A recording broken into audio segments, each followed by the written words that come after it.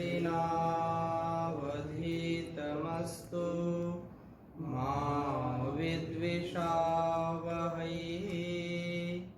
ओम शांति शांति शांति।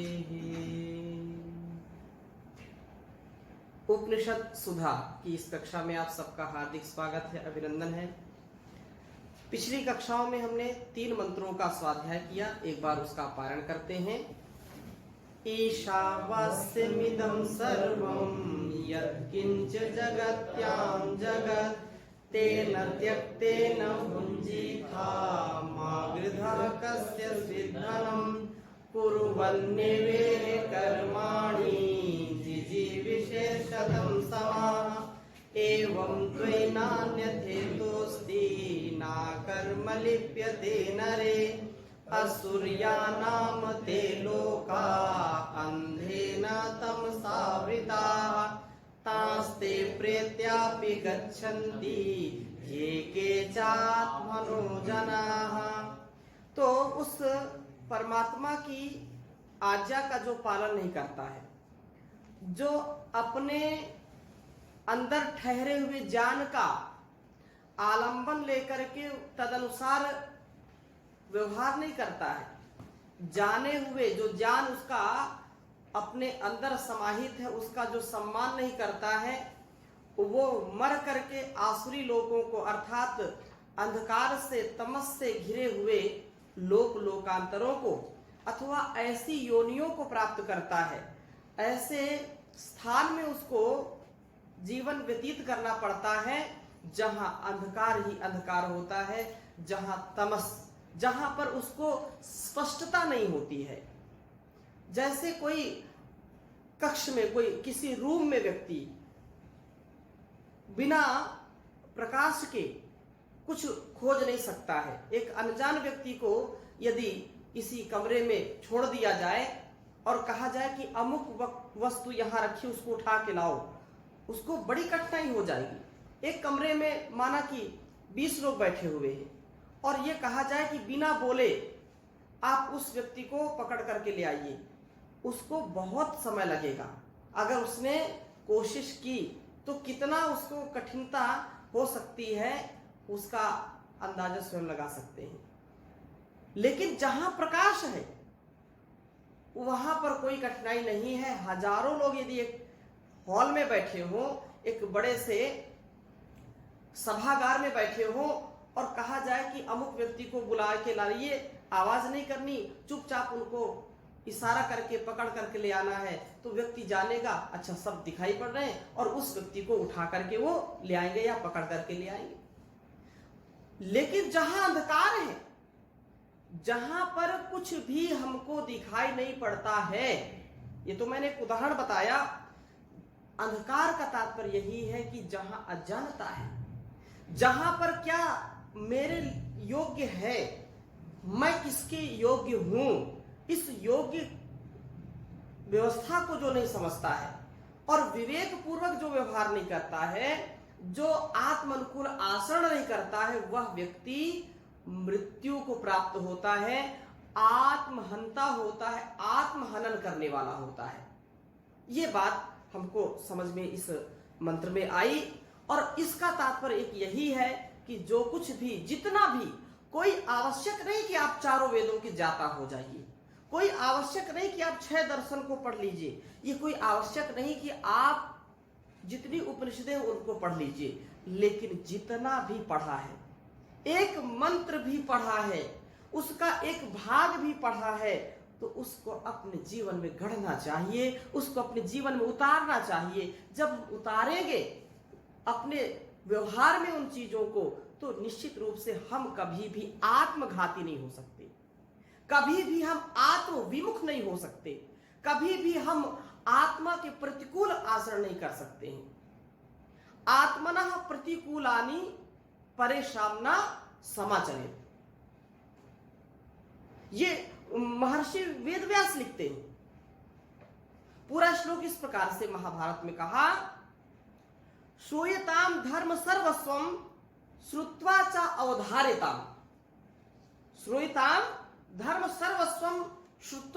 अवधारिताम आत्मनः प्रतिकूलानि परेशान न समाचरेत्। अर्थात क्या धर्म है, क्या इसका मर्म है, इसको सुनिए, समझिए और इसको सुन करके समझ करके अपनी जीवन में उतारिए। अवधारिता, इसको धारण करिए। क्या है? आत्मनः प्रतिकूलानि, आत्मा के प्रतिकूल आचरण ना करना। परेशान ना समाचरे, जैसा मैं अपने लिए चाहता हूं वैसा दूसरों को कभी भी उससे विपरीत आचरण ना करूं। मैं जिस सुख की कामना करता हूं, जिन भोगों की कामना करता हूं, जिस सुख और शांति की कामना करता हूं, वह सुख और शांति दूसरों को भी मैं दूं। ऐसी भावना जब रहेगी तो व्यक्ति आत्मघाती नहीं होगा, आत्महंता नहीं होगा। अपने आत्मा के द्वारा जो भी हमको संदेश मिलते हैं, जो संवेदनाएं हम महसूस करते हैं, उनको कभी भी हम तिरस्कृत ना करें, ये विशेष बात है। आज हम आगे के मंत्र को स्वाध्याय में लेंगे और बहुत ही सुंदर मंत्र है ये, चौथा मंत्र ईशोपनिषद का। मैं इसको लिख देता हूं।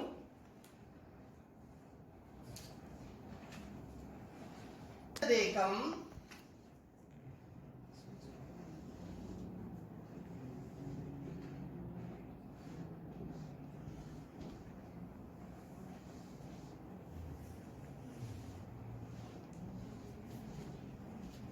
अनेज देकम मनसो जवियो,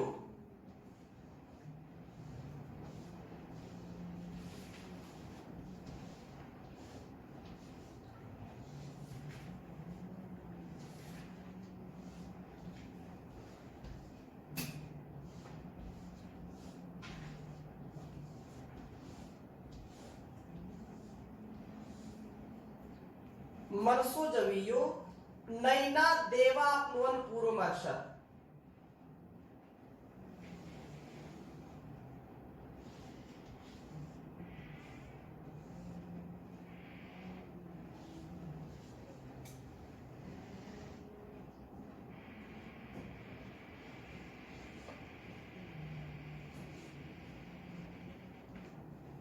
नैना देवा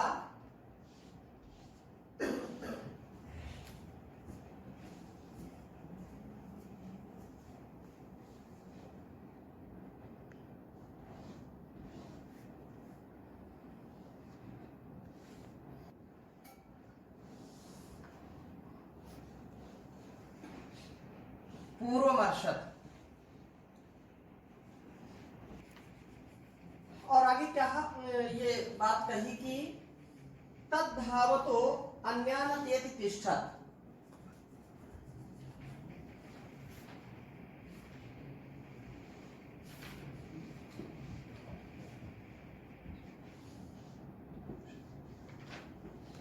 तद्धावतो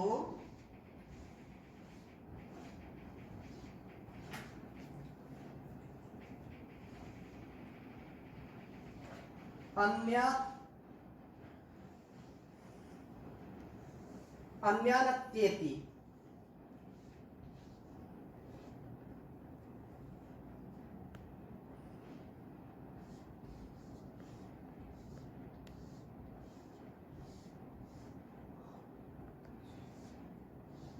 अत्येति तिष्ठत्।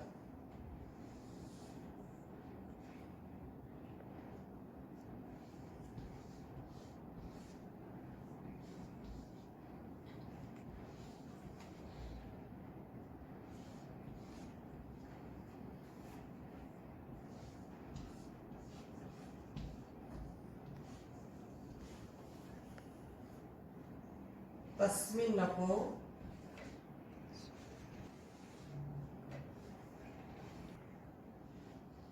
तस्मिन्नपो मातृश्वा दधाति।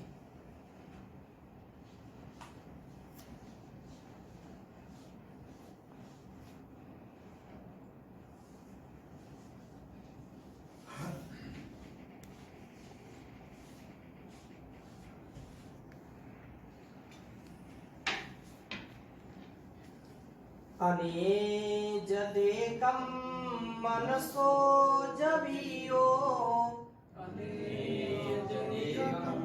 मनसो जवीयो नैना देवा आप्नुवन् पूर्वमर्षत्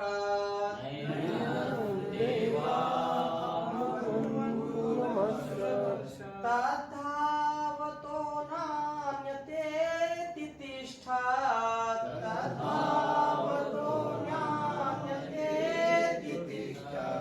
तस्मिन्नपो मातरिश्वा दधाति।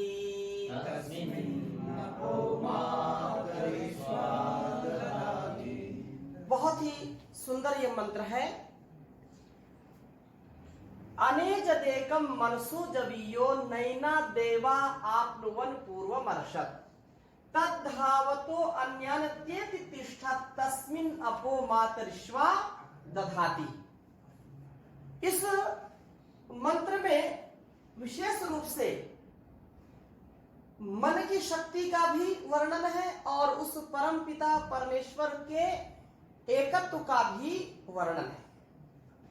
जैसे यहां पर कहा कि अनेजदेकम, अनेजदेकम अर्थात जैसे मैंने कहा था असुरिया नाम तेलोका मंत्र में मैंने चर्चा की थी, वैसे ही यहां पर अनेजित, अनेजत, एजति माने होता है कंपन करता है, क्रियाशीलता है।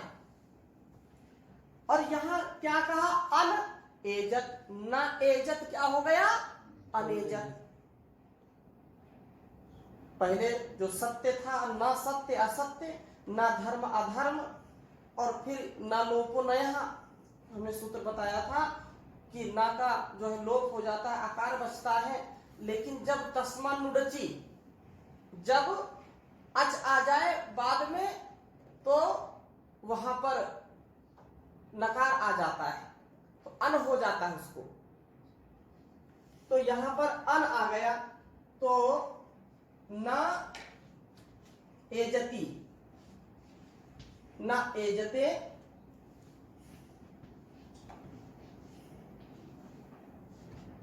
बराबर क्या हो गया? अन, इसको करेंगे अनेजत हो गया। क्या हो गया? अन, अनेजत,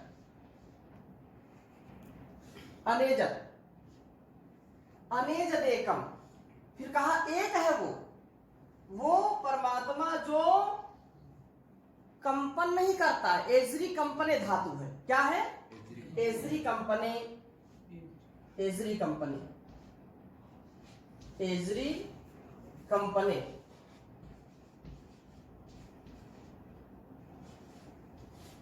कंपन चूंकि गत्यर्थक धातु है, कंपन कुछ गति करता है, तो वो कहा कि वह परमात्मा क्या है?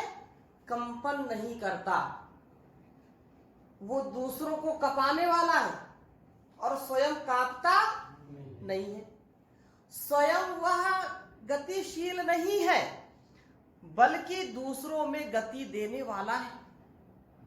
उसकी गति से ही सबकी सदगति है, सबकी प्रगति है, और वो यदि गति ना दे तो किसी की भी गति, सदगति, प्रगति नहीं हो सकती, सबकी दुर्गति हो जाएगी। इसलिए वह परमात्मा क्या है? तद एजति। आगे मंत्र में बोलेगा, उपदेश ईश्वर देगा हमको, क्योंकि उसकी सत्ता, उसकी व्यवस्था संसार में सबसे महत्वपूर्ण है और सबसे न्यारी है।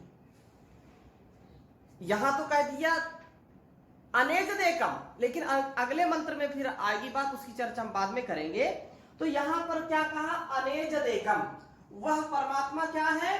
जो गतिशील नहीं है, अर्थात जो परमात्मा सर्वव्यापक है और अनेजत, गति और कंपन से रहित है, वो गति और कंपन से रहित है। यहां पर मैं थोड़ा सा संकेत करना चाहूंगा, जो व्यक्ति, जो वस्तु गतिशील रहेगी वो एक स्थान पर रह नहीं सकती। यदि वो गति करेगी तो जान, गमन और प्राप्ति दो चीजें होंगी। जान भी हो रहा, गमन होगा और प्राप्ति, तीन चीजें हैं, गत्यर्थक धातुएं हैं। तो इसकी जो दृष्टि है उसको कैसे हमको समझना चाहिए कि परमात्मा सर्वत्र है, सर्वव्यापक है, कण कण में समाया है। इसलिए यहां जो मंत्र ने कहा अनेजन, वो गति नहीं करता, वो चलायमान नहीं है, गति रहित है। वो यदि चलेगा, जैसे किसी ने कहा आपसे कि आपको हरिद्वार से जाना है, कहीं भी चले जाइए। हरिद्वार से माना कि आपको गंगोत्री की यात्रा करना है, गंगोत्री जाना है, गंगोत्री आप निकल पड़े। अब यहां हरिद्वार से, ये आपका मुख्य सेंटर है, ये मुख्य बिंदु है, केंद्र है। यहां से एक व्यक्ति जब हरिद्वार से गंगोत्री को चलेगा, गति करेगा, तो यहां पर उसकी स्थिति रहेगी क्या? अर्थात वो यहां पर ठहर सकता है क्या? नहीं ठहर सकता। जब वो हरिद्वार से यात्रा उसने आरंभ की, ऋषिकेश के आगे जो जो स्थान मिलेंगे, परमात्मा यदि गति करता तो यदि अमेरिका में होता तो भारत में नहीं आता, और भारत में होता तो अमेरिका में नहीं होता।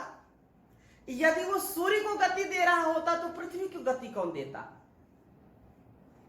यदि मेरे अंदर गति दे रहा है तो तुम्हारे अंदर कौन गति देता? यदि उस समय वो फलों को पका रहा है तो फिर फूल कौन खिलाता? फलों में मिठास भर रहा है तो पुष्पों में सुगंध कौन भरता? इसलिए जो गति नहीं करता है, अर्थात सबको गति दे रहा है, यहां पर ऐसा अभिप्राय है। उसकी गति से ही सारे जो है वनस्पतियां, सारी जो भी स्थितियां हैं, वो अपने कार्य में निरत हैं। चाहे सूर्य की गति हो, चंद्र की गति हो, पृथ्वी की गति हो, प्रकाश की गति हो, ध्वनि की गति हो, सब में गति कौन दे रहा है? वो गति से रहित परमात्मा। वो गति से रहित है।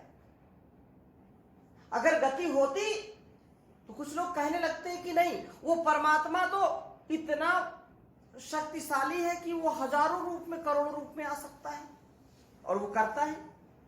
अगर कितना रूप बनाएगा वो? रूप उसको बनाने की आवश्यकता ही नहीं है। क्यों? क्योंकि सारा ब्रह्मांड उसका ही रूप है, उसका ही स्वरूप है।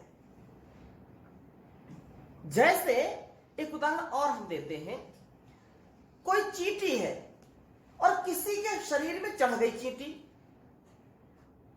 चींटी चढ़ गई शरीर में, उस हाथ में है, इसके बाद भुजाओं में, गर्दन में, सिर में। उस चींटी का सामर्थ्य हमारे स्वरूप को देखने का नहीं है। वो चींटी हमारे स्वरूप को पूरा देख नहीं सकती। अगर पीठ में है तो केवल उसको पीठ ही लगेगा कि यही बड़ा विशाल है, यही सब कुछ है, यही है सब कुछ।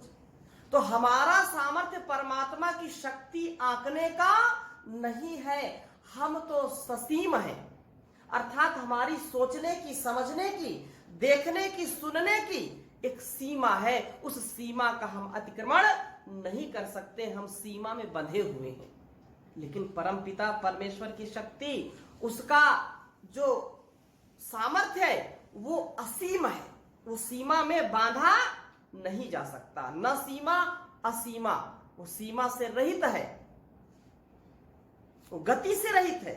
यदि गति करता, गति तो हम कर रहे हैं ना, पृथ्वी गति करती है, गति का ही परिणाम है कि सुबह और शाम होती है, सूर्योदय और सूर्यास्त होता है। यदि पृथ्वी गति ना करे तो क्या सूर्योदय और सूर्यास्त हो सकता है क्या? कोई ऐसी घटना है क्या? नहीं हो सकता है। वो गति दे रहा है परमात्मा। अगर वो गतिमान हो जाए, एक स्थान से दूसरे स्थान पर जाए, तो एक और की सृष्टि बंद हो जाएगी, ठप हो जाएगी। वो जो हमारे अंदर उसने व्यवस्था कर रखी है, क्षण क्षण पल पल इतना रक्त संचार हो रहा है, हमारी आंखें काम कर रही हैं, हमारी आंतें काम कर रही हैं, सारा जो अस्तित्व है ये भी तो उसकी शक्ति का, उसकी गति का ही तो परिणाम है। अगर वो गति यहां दे रहा है और यहां से छोड़ करके दूसरे को गति देने जाएगा तो इसकी गति का कौन उत्तरदायी होगा? कौन उत्तरदायित्व इसका लेगा? तो वह परम पिता परमेश्वर क्या है? गति रहित है, वह कंपन रहित है, दूसरों को कपाने वाला है, दूसरों को गति देने वाला है, दूसरों के सामर्थ्य को बढ़ाने वाला है, क्योंकि वो सारे सामर्थ्य का दाता है। अतः वह परमात्मा एक है। अगली बात जो कही है, अनेज देकम, वह कंपन रहित होते हुए अकेला है, एकम। ये वेद मंत्र कह रहा, मैं नहीं कह रहा हूं। जो कहते हैं कि ईश्वर एक है, वो एक है। एकम सद विप्रा बहुधा वदंती, ऐसा बोलते हैं। तो परमात्मा एक है, गॉड इज वन,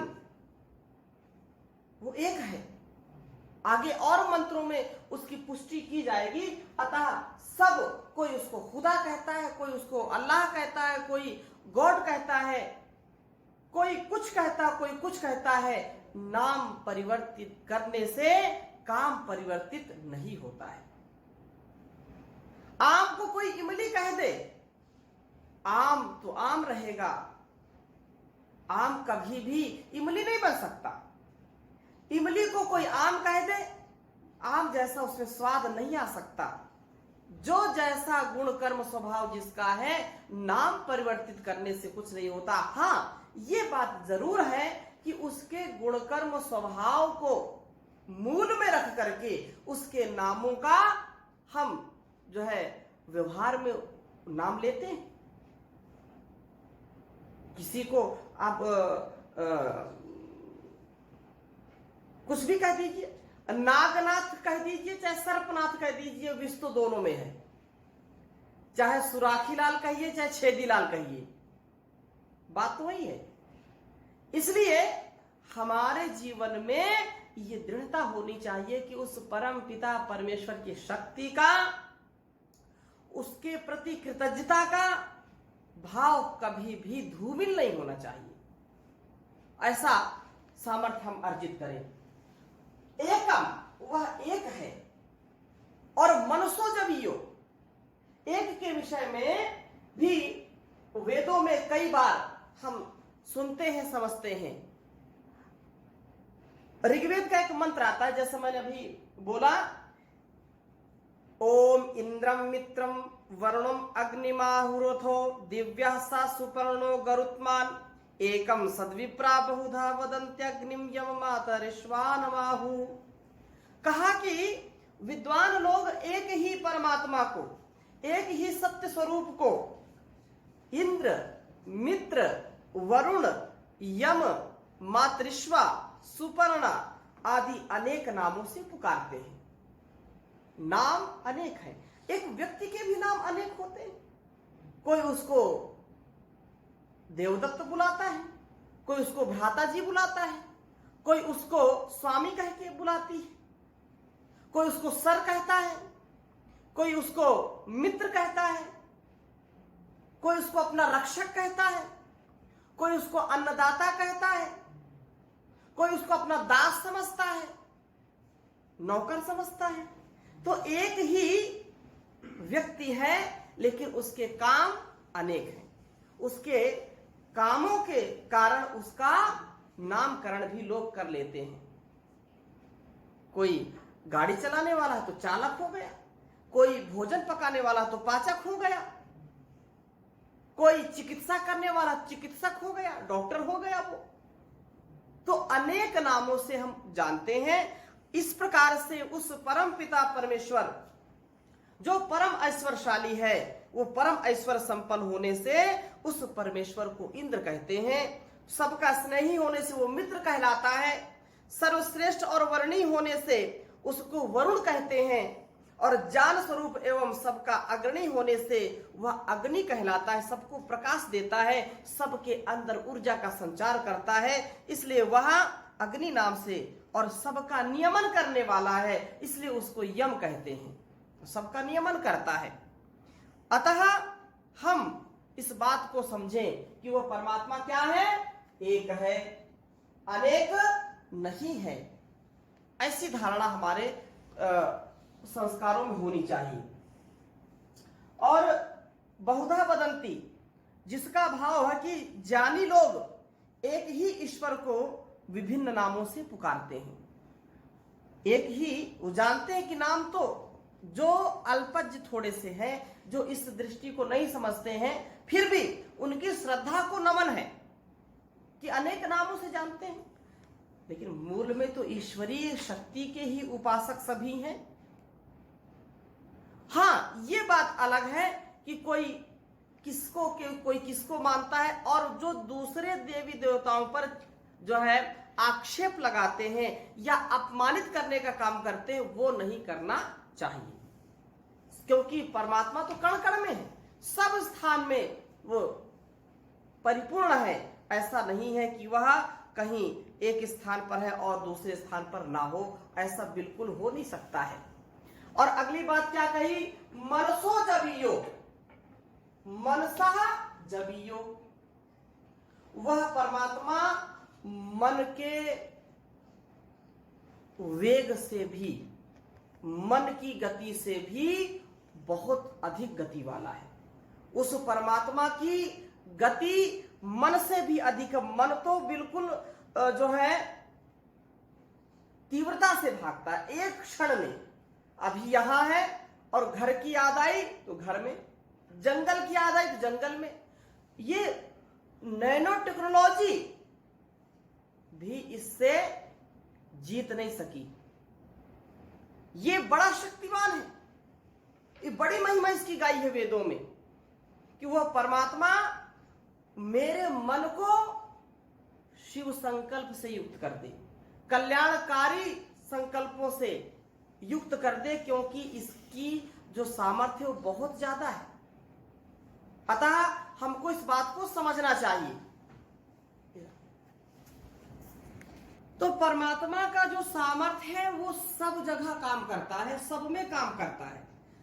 उसकी शक्ति से ही हम अपना अस्तित्व चला पाते हैं। अतः हमारे अंदर उसके प्रति समर्पित भाव को स्वीकार करके उसके द्वारा ये सारा जो संसार बनाया है उसके प्रति हमारा क्या कर्तव्य है उसको भी समझना चाहिए। जो परस्परता है, नम्रता है, विनम्रता, क्षमता, समता, ममता है, उसका भी हमको ध्यान रखना चाहिए। इसलिए इंसान वही है, वही इंसान सब महान होता है जिसका ज्ञान विशेष होता है। वो पता तो करे कम से कम ईश्वर एक है कि अनेक है, और उसने जो निर्माण किया है उसमें क्या हमको व्यवहार करना है। इसलिए कहा वही इंसान है, इंसान के जो काम आता है, तड़पता है दुखी को देख कर आंसू बहाता है, जो खुद गर्जी का बंदा है उसे क्या चिंता दुखियों की। मुबारक है जो दुनिया के लिए दुनिया में आता है, तड़पता है दुखी को देख कर आंसू बहाता है।